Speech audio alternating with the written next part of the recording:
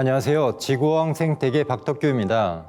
지난 2021년 부산은 바다 위에 도시를 건설하는 해상도시 계획을 발표했는데요. 바다 위에 모듈을 띄워놓고 하나의 모듈에 300명 정도가 거주를 할 수 있습니다. 총 1만 2천 명을 수용할 수 있는 해상도시인데요. 총 사업비는 7,200억 원 가량이고 완공 시점은 2030년에서 2028년으로 앞당겼습니다. 해상도시는 기후변화로 인한 해수면 상승과도 연관되어 있습니다. 이 영상은 2016년 9월 태풍 차바가 왔을 때 방파제를 넘어 도로까지 파도가 밀려든 모습입니다. 이 영상은 2022년 9월 태풍 힘난으로 부산 해운대 마린시티 도로가 바닷물로 가득 찬 모습입니다. 또 하나의 영상을 보겠습니다. 이 영상은 기후변화 연구단체인 클라이밋 센트럴의 연구 결과를 바탕으로 2030년 한국의 모습을 그린피스 서울 사무소에서 그래픽 영상으로 만든 건데요. 해수면 상승에 의해서 부산 백스코 주변이 침수되고 마린시티 아파트 안까지 물이 들어온 모습이고요. 가까운 부산 원동 일대도 물에 잠기게 됩니다. 도로까지 물이 차서 자동차들이 갇혀있는 모습입니다. 인천도 심각합니다. 인천공항이 물에 잠기게 됩니다. 이 정도면 비행기는 아예 뜨거나 내리지 못하겠죠. 인천공항 청사 앞 도로까지 물이 들어찬 모습입니다. 우리나라는 주로 서남해안과 제주도가 해수면 상승에 의한 침수 피해를 입을 것으로 예상됩니다. 한마디로 부산 해운대와 인천공항이 바닷속에 잠기는 상황이 오는 것입니다. 그린피스의 발표에 따르면 2030년까지 이상기후 현상으로 한반도의 최소 5%가 침수되고 332만 명이 직접적인 피해를 입을 것으로 예상됩니다.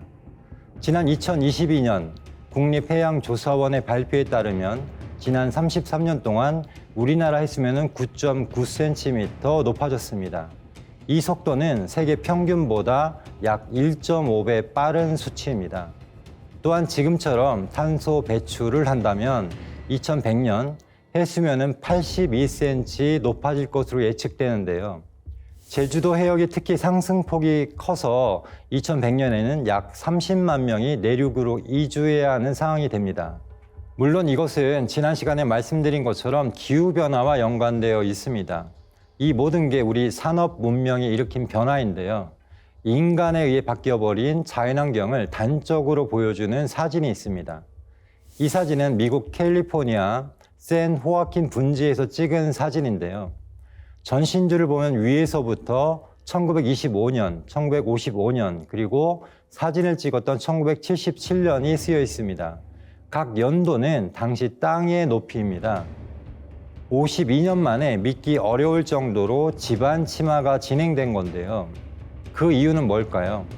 바로 농사를 짓기 위해 지하수를 과도하게 끌어올려 쓰면서 지하수가 있던 자리가 비고 땅이 꺼져버린 것입니다. 이런 지반 침하 현상은 네덜란드, 베트남, 이탈리아, 멕시코 등 세계 곳곳에서 진행되고 있습니다. 미국의 로드 아일랜드 대학 연구팀은 위성 데이터를 이용해서 지반 침하의 영향을 받는 해안 도시를 조사했는데요. 연구한 99개 도시 중에서 33개 도시에서 적어도 연간 1cm 이상 가라앉고 있습니다. 이 속도는 세계 평균 해수면 상승보다 5배 빠른 속도라고 합니다. 해수면 상승과 지반 침하가 동시에 일어나고 있는 것인데요. 대표적인 곳이 인도네시아 자카르타입니다. 인구 1,000만 명이 사는 인도네시아 수도 자카르타는 매년 1에서 15cm씩 가라앉고 있고 일부 지역은 매년 25cm가 내려앉았습니다. 이 때문에 도시의 절반 가까이가 해수면보다 낮아진 상태입니다. 이 속도라면 2050년 북부 자카르타는 95%가 물에 잠길 것으로 예측되고 있습니다. 결국 지하수와 화석연료, 광물 등을 과도하게 끌어쓰면서 2040년이 되면 한국의 120배 면적의 땅이 꺼져 버릴 것으로 예상되고 있습니다. 한마디로 땅은 꺼지고 바닷물은 밀려오는 현상이 전 세계 해안가 대도시에 발생하고 있습니다. 도대체 언제까지 지구는 버틸 수 있을까요?